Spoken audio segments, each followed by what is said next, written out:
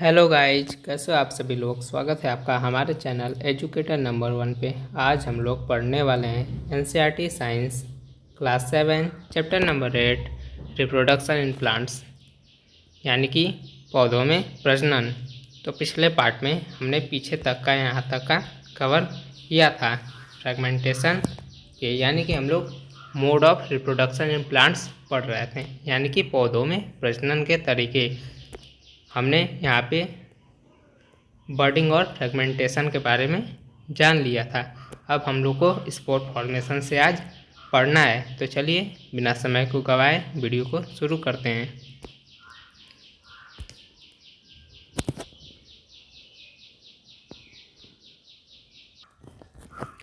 Spore formation यानी कि बीजाणुओं का बनना। स्पोर मीन्स बीजाणु। In chapter 1 you learn that the fungi on a bread piece grow from spores which are present in the air। Part 1 में आपने यह जाना कि ब्रेड के ऊपर जो काई बैठ जाती है बरसात के समय या ह्यूमिड टेम्परेचर पे, जब हम उसे रख देते हैं खुले में तो उसके ऊपर फंगी उग जाती है। वह कैसे उगती है? क्योंकि उसके स्पोर्स जो होते हैं, उसके बीजाणु, वो सब हवा में मौजूद होते हैं और हमें वे अपने आँखों से दिखाई नहीं देते हैं। हम लोग उनको माइक्रोस्कोप की मदद से ही देख सकते हैं। Repeat activity 1.2 observe the spores in the cotton like mesh on the bread. अब आप लोगों को एक्टिविटी 1.2 फिर से करनी है। आपको ब्रेड के ऊपर वह मेश को देखना है जो ब्रेड के ऊपर उग जाती है, वह काई जैसा चीज़ जो फंगी होती है। When spores are released, they keep floating in the air। जब स्पोर्स को, बीजाणुओं को फंगी द्वारा छोड़ा जाता है तो वे सब हवा में फ्लोट करने लगते हैं, यानी कि तैरने लगते हैं। As they are very light, they can cover long distances। क्योंकि वे हल्के होते हैं तो वे काफ़ी दूर तक उड़कर चले जाते हैं। ये फंगी है, इसके ऊपर ये नीचे का इसका पार्ट जो है वो हाइफा है, ऊपर का स्पोरेंजियम है। और फिर यहाँ पे स्पोर्स भी आपको दिख रहे होंगे छोटे छोटे, जब ये स्पोरेंजियम फूट जाता है। उसी तरीके से रिप्रोडक्शन थ्रू स्पोर फॉर्मेशन इन फर्न, उसी तरह फर्न में भी स्पोर फॉर्मेशन द्वारा प्रजनन देखा जाता है। ये इसके पत्तियों पर सोरी हैं, ये सब स्पोर फॉर्म करते हैं। इनके पत्तियों पे ये जो स्ट्रक्चर आप देख रहे हैं, ये सब सोरी हैं। यही सभी क्या करते हैं, इनके अंदर, फर्न के अंदर स्पोर को बनाते हैं। Spores are asexual reproductive bodies. Spores जो होते हैं यानी कि बीजाणु, ये सब अलैंगिक प्रजनन वाले शरीर होते हैं, बॉडी होते हैं। Each spore is covered by a hard protective coat to withstand unfavorable conditions such as high temperature and low humidity। अगर हम लोग एक स्पोर को, एक बीजाणु को लेकर देखें तो उसके ऊपर हम ये पाएंगे कि उसके ऊपर एक कठोर, उसके ऊपर कुछ लिपा सा होता है, उसके ऊपर से कवर होता है, कवरिंग होती है, जो कि हाई टेम्परेचर और लो ह्यूमिडिटी को आसानी से झेल सकती है। So they can survive for a long time, इसलिए वे काफ़ी समय तक जीवित रह सकते हैं। Under favourable conditions spore germinates and develops into a new individual. किसी फेवरेबल यानी कि ऐसी कंडीशन, ऐसी स्थिति जो उसके लिए लाभप्रद हो, उसके लिए सुविधाजनक हो, स्पोर क्या हो जाता है, अंकुरित हो जाता है और एक नए ऑर्गेनिज्म में डेवलप हो जाता है, जो कि बाद में यही फिर से फंगस में डेवलप होता है। ये अगर ब्रेड पीस के ऊपर आकर बैठता है तो जो ह्यूमिड, इसको अगर टेम्परेचर मिल जाए, ह्यूमिडिटी मिल जाए, तो ये और वार्म टेम्परेचर मिल जाए तो ये क्या होता है, जर्मिनेट यानी कि अंकुरित हो जाता है और ये भी फंगी में कन्वर्ट हो जाता है, ये बढ़कर फंगी में बदल जाता है। प्लांट्स सच एज मोस and fern also reproduce by means of spores. मोस और फर्न नाम के ये पौधे ये भी स्पोर फॉर्मेशन के मेथड द्वारा ही प्रजनन करते हैं। 12.2 सेक्सुअल रिप्रोडक्शन। हमने अभी अलैंगिक रिप्रोडक्शन के बारे में पीछे पढ़ा था, जिसके अंदर जो मेथड थे वे थे स्पोर फॉर्मेशन, बर्डिंग, फ्रेगमेंटेशन। पर अब यहाँ से हम लोग सेक्सुअल रिप्रोडक्शन यानी कि लैंगिक प्रजनन के बारे में जानने वाले हैं, ये प्लांट्स में कैसे होता है। You have learned earlier the structure of a flower. आपने पहले तो किसी फूल के अंदर का स्ट्रक्चर को अच्छी तरीके से जाना होगा। You know that the flowers are the reproductive parts of a plant. आपको ये पता होगा कि प्लांट के अंदर रिप्रोडक्टिव पार्ट क्या होता है, फ्लावर ही होता है। प्रजनन का भाग क्या होता है, वही फूल ही होता है। पहले फूल निकलते हैं तभी उसके अंदर से फल निकलते हैं। Stamens are the male reproductive part and pistil is the female reproductive part. Stamen जो होता है ये मेल रिप्रोडक्टिव पार्ट होता है और पिस्टिल क्या होती है, फीमेल रिप्रोडक्टिव पार्ट होती है। फिगर 8.9 में आपको ये दिखाया जाएगा। एक्टिविटी 8.4। चलिए बढ़ते हैं नए एक्टिविटी की तरफ।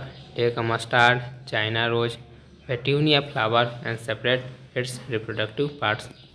कोई सरसों का फूल ले लीजिए, चाहे गुड़हल का फूल ले लीजिए, गुड़हल का फूल लें तो ठीक होगा, या पेटूनिया का फ्लावर ले लीजिए और उसके रिप्रोडक्टिव पार्ट्स को क्या कर दीजिए, अलग अलग कर दीजिए। Study the various parts of a stamen and pistil.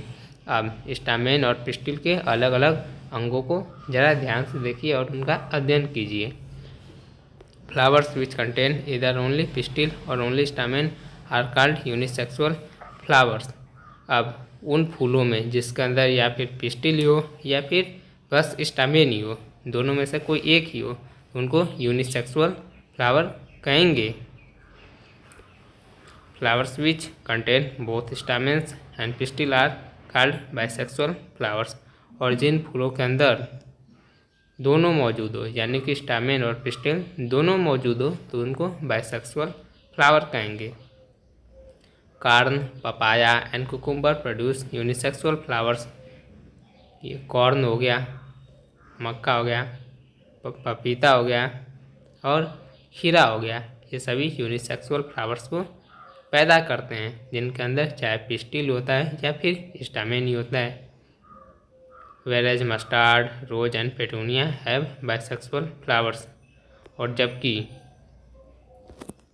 सरसों के फूल में, गुलाब के फूल में और पेटूनिया के फूल में इनके अंदर बाइसेक्सुअल, ये सभी बाइसेक्सुअल फ्लावर होते हैं, यानी कि इनके अंदर स्टामेन और पिस्टिल दोनों मौजूद होते हैं।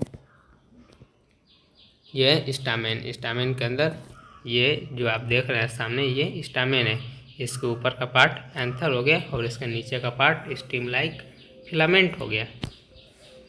और इसके नीचे पिस्टिल है जिसके ऊपर स्टिग्मा है, उसके बीच के स्टीम को स्टाइल कहा जाता है और उसके बीच में ओवरी होती हैं और उसके अंदर ओव्यूल होते हैं। यह है पिस्टिल यानी कि female reproductive part of a flower है और ऊपर स्टामेन है जो कि मेल रिप्रोडक्टिव पार्ट है। ये दोनों के दोनों फ्लावर्स के रिप्रोडक्टिव पार्ट हैं। Male and female unisexual flowers में be present in the same plant or in different parts plants. अब एक ही प्लांट में चाहे मेल फ्लावर्स हो सकते हैं या फीमेल फ्लावर्स पाए जा सकते हैं और एक ही पौधे में या दूसरे पौधे में भी ऐसा पाया जा सकता है।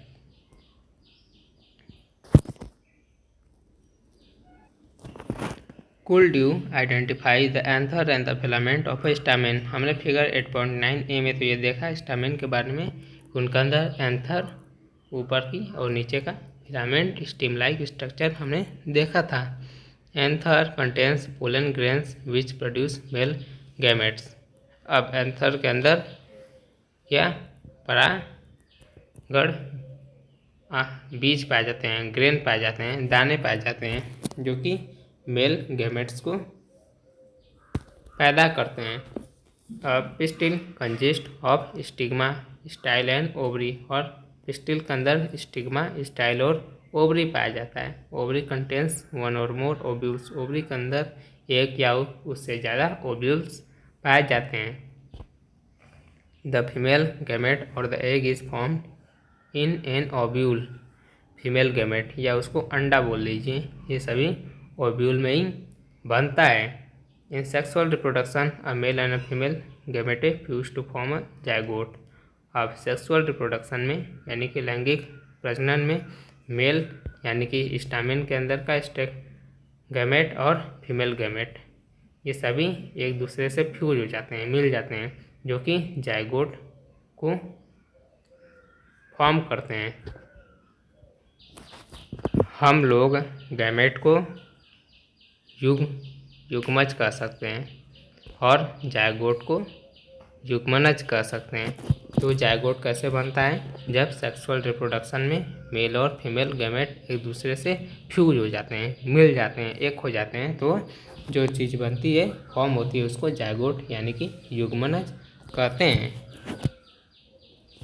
बुजो wants to know how the male gamete in the pollen grains reaches the female gamete present in the ovule. अब फीमेल गैमेट जो कि ओव्यूल में मौजूद होता है, वहाँ तक मेल गैमेट यानी कि ये पुरुष युग्मनज कैसे पहुँचता है, ये पुरुष युग्मक कैसे वहाँ तक पहुँचता है। तो पॉलिनेशन, अब हम लोग इसी के बारे में जानने वाले हैं आगे। और पॉलिनेशन यानी कि परागण। जनरली सामान्य तौर से यह देखा जाए, pollen grains have a tough protective coat which prevents them from drying up. जो परागण, ये दाने होते हैं जो परागण करते हैं, उनके ऊपर एक लेप होता है ऊपर की तरफ से, जो उनको सूखने से बचाता है। उनके ऊपर एक कवरिंग होती है। Since pollen grains are light, पर जबकि ये सभी हल्के होते हैं, बाहर में they can be carried by wind और वाटर, ये सब हल्के होते हैं, तो इनको हवा और पानी से आराम से कहीं पर लेके जाए जा सकते हैं। ये पॉलिनेशन हो गया यानी कि परागण। आप लोग नीचे पढ़ लीजिए, तब आप लोग ये जानेंगे। Boojho wants to know why flowers are generally so colourful and fragrant. Boojho ये जानना चाहता है, ये फूल होते हैं, ये इतने कलरफुल यानी कि इतने रंग बिरंगे क्यों होते हैं और इतने सुगंध के क्यों होते हैं। Is it to attract insects, क्या यह कीड़ों को अपनी तरफ आकर्षित करने के लिए होते हैं। तो इसी से हमें कुछ क्लू मिलता है जो हम आगे जाकर यूज करने वाले हैं। Insects visit flowers and carry away pollen on their bodies. जब कोई कीड़ा किसी फ्लावर पे यानी कि फूल पे उतरता है, तो उसके ऊपर ये पोलन सट जाते हैं उसके बॉडीज में। Some of the pollen lands on the stigma of a flower of the same kind. और वह उड़ के जब दूसरे फूल पे बैठता है, तो उसके स्टिग्मा पे ये सभी पोलन क्या हो जाते हैं, गिर जाते हैं। The transfer of pollen from the anther to the stigma of a flower is called pollination. और इसे ट्रांसफर को जो इंसेक्ट के द्वारा, वाटर के द्वारा या एयर के द्वारा एक फ्लावर से दूसरे फ्लावर तक पहुँचता है, ट्रांसफ़र ये जो होता है, उसी को पॉलिनेशन यानी कि परागण कहते हैं। If the pollen lands on the stigma of the same flower or another flower of the same plant, it is called self pollination. अगर यही पोलन क्या करता है, एक ही फ्लावर पे, वह उसी फ्लावर पे या उसी पेड़ के कोई दूसरे फ्लावर पे लैंड हो जाता है, तो उस पॉलिनेशन को हम सेल्फ पॉलिनेशन कहते हैं। यह दूसरे प्लांट के फ्लावर पे लैंड नहीं होता है, अपने ही फ्लावर पे अगर उसके अंदर स्टिग्मा मौजूद हो तब अगर लैंड हो जाता है, या उसी पेड़ के जिस पे वे सभी फूल लगे हुए हैं उसी के दूसरे फूल पे ये जब लैंड होता है तो उसको सेल्फ पोलिनेशन कहा जाता है। When the pollen of a flower lands on the stigma of a flower of a different plant of the same kind, it is called cross pollination. अगर यह दूसरे पौधे के फूल पे जो कि उसी तरीके का है, अगर ये गुलाब का फूल है वो भी गुलाबी का फूल है पर वो पौधा अलग है, उस पर जब ये लैंड करता है पोलन ग्रेन तो इसको क्रॉस पॉलिनेशन कहा जाता है। ये इस तरीके से देख सकते हो, ये स्टिग्मा है। अगर पोलन उसी एंथर क्या करते हैं, इस इन्हीं पोलन ग्रेन्स को हवा में छोड़ते हैं और ये अगर उसी फ्लावर के स्टिग्मा पे अगर लैंड हो जाए तो ये भी सेल्फ पॉलिनेशन कहा जाता है। पर अगर ये दूसरे प्लांट के फ्लावर पे अगर लैंड हो जाए तो इसको क्रॉस पॉलिनेशन कहते हैं। ये दो प्रकार के पॉलिनेशन होते हैं जो कि फ्लावर्स में प्लांट्स में देखने को पाए जाते हैं।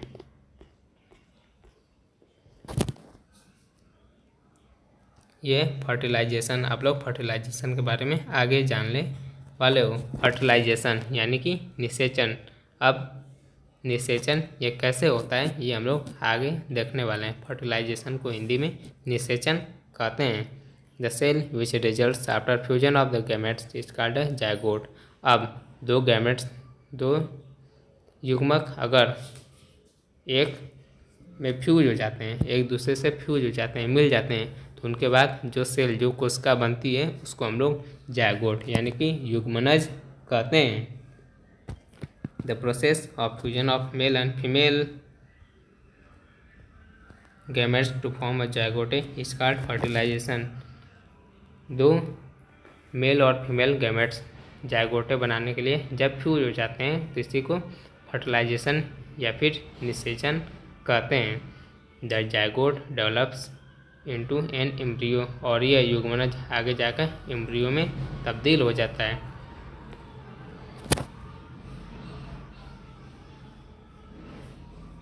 Fruits and seed formation.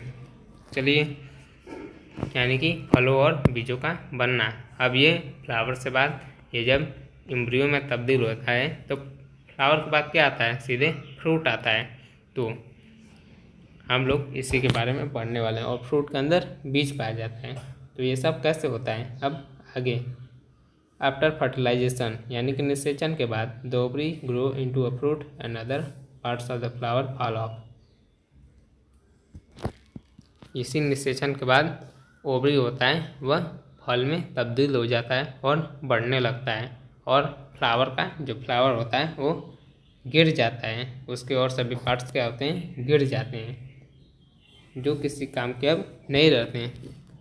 The fruit is the ripened ovary. और जब फल लगता है तो इसका मतलब ओवरी, पका हुआ ओवरी उसको कहते हैं, यानी कि पक जाना, फलों का पकना, उसी को फ्रूट एक ओवरी होता है।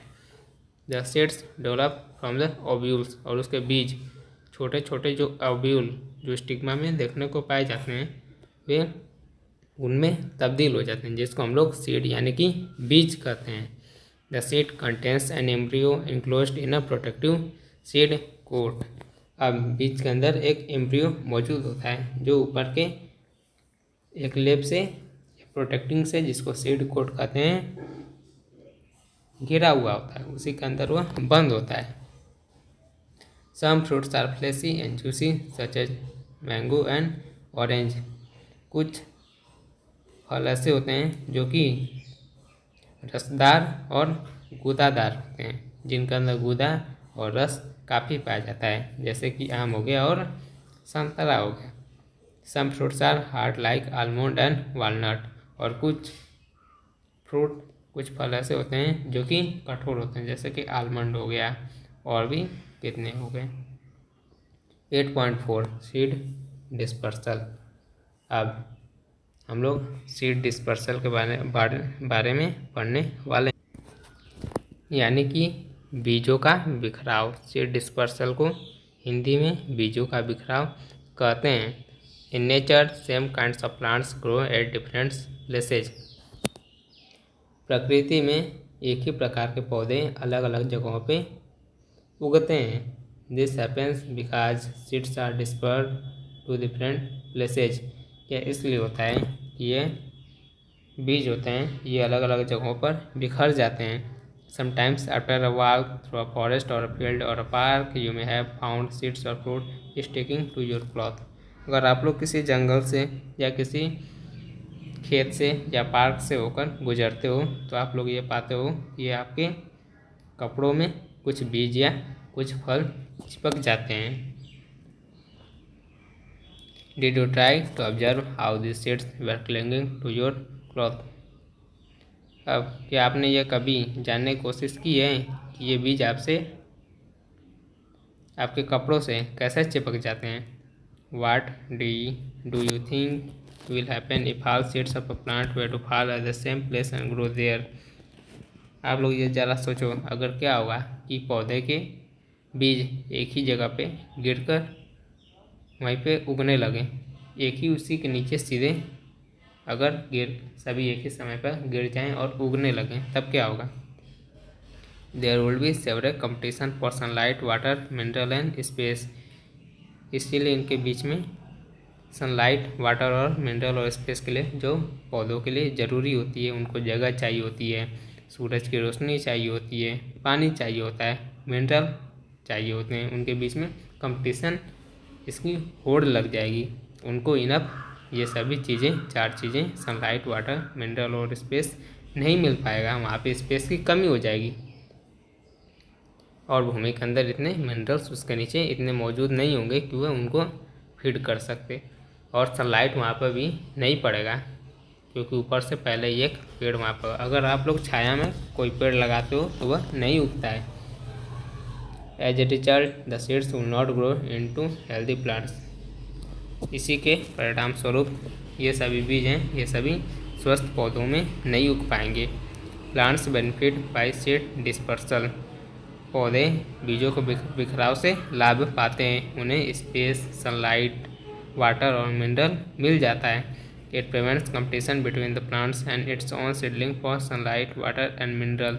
जो पौधा है और इनके छोटे छोटे सीडलिंग जो कि इसी के बीजों द्वारा उगते हैं, इनके बीच में कंपटीशन कम हो जाता है। कुछ उसके नीचे गिरते हैं तो कुछ डिस्पर्स होकर काफ़ी दूर चले जाते हैं, तो उनके बीच में कंपटीशन ऐसा देखने को नहीं मिलता है। सीड डिस्पर्सल उनको कंपटीशन से, इस तरीके कंपटीशन से बचाता है। It also enables the plants to invade new habitats for wider distribution.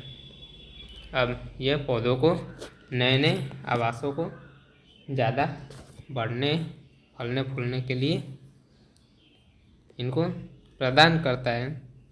Seeds and fruits of plants are carried away by wind, water and animals. पौधों के फ्रूट हो गए, फल हो गए और बीज हो गए, ये सभी जानवरों द्वारा, उसमें हम लोग भी शामिल हैं, पानी द्वारा और हवा द्वारा दूर तक बिखरा दिए जाते हैं। Wing seeds such as those of drumstick and maple, figure 8.13 A and B, light seeds of grasses or hairy seeds of aak, madar and hairy fruits of sunflower get blown off with the wind to far away places. जो बीज काफ़ी हल्के होते हैं और उनके ऊपर wing होता है, जैसे कि ड्रमस्टिक हो गया और मैपल हो गया, इनके ऊपर, इनके बीजों के ऊपर विंग लगे होते हैं। कुछ इस प्रकार का इनका स्ट्रक्चर होता है। ये है मैपल और ये वाला क्या है, ड्रमस्टिक है। और कुछ बीज जो कि हल्के होते हैं, जो कि घासों के होते हैं, और मदार के और सूर्यमुखी के जो हेरी उसका फ्रूट होते हैं, बीज होते हैं, ये सब हवा के द्वारा बहुत दूर तक उड़ा लिए जाते हैं। Some seeds are dispersed by water. और कुछ बीज पानी द्वारा बिखराए जाते हैं। These fruits or seeds usually develop floating ability in the form of spongy or fibrous outer coat as in coconut और इन बीजों के अंदर और इन फलों के अंदर तैरने वाली क्षमता होती है, क्योंकि इनके ऊपर स्पंजी या फाइब्रियस कोट होती है, लेप होता है। इनके ऊपर की सतह फाइब्रियस या स्पंजी होती है। Some seeds are dispersed by animals. कुछ बीज होते हैं जो कि जानवरों द्वारा बिखराए जाते हैं, especially spiny seeds which hooks which get attached to the bodies of animals and are guided to distant passage। और कुछ बीज होते हैं विशेष तरह से जिनके ऊपर छोटे छोटे कांटे लगे होते हैं, हुक लगे होते हैं, जो कि जानवरों के शरीरों से सट जाते हैं और दूर दूर तक, जहाँ तक जानवर जाते हैं वहाँ तक चले जाते हैं। Examples are xanthium and urena. ये जैंथियम और यूरेना, इनके दो बीज, ये दो फल होते हैं, इनके बीज जानवरों के बॉडी से चिपक जाते हैं और जहाँ तक वो जानवर जाते हैं उनके साथ जाते हैं, वे कहीं पे पास में ही बिखर जाते हैं। Some seeds are dispersed when the fruit burst with sudden jerks. कुछ बीज इस तरीके से बिखरते हैं कि उनका जिस फल में वे समाहित होते हैं वह फल फट जाता है, तो वे सभी फैल जाते हैं दूर तक फटने के बाद। The seeds are scattered far from the parent plant. वह अपने पेरेंट प्लांट से दूर जाके कहीं बिखर जाते हैं। This happens in the case of castor and balsam. यह कैस्टर और बाल्सम के केस में हमें देखने को मिलता है। ये सनफ्लावर के एरी फ्रूट जिनके ऊपर बाल होते हैं, और ये मदार का है उसके ऊपर के एरी सीड, और यहाँ पे नीचे जैंथियम हमें दिखाया जा रहा है। तो आज के चैप्टर के लिए इतना ही। इसके अंदर हमने इस चैप्टर को पूरा कवर कर लिया है। वीडियो आपको अच्छी लगी हो तो वीडियो को लाइक कर दीजिए, चैनल को सब्सक्राइब कीजिए। मैं मिलता हूँ आपसे अगले वीडियो में। ये था part 2। Take care, bye bye.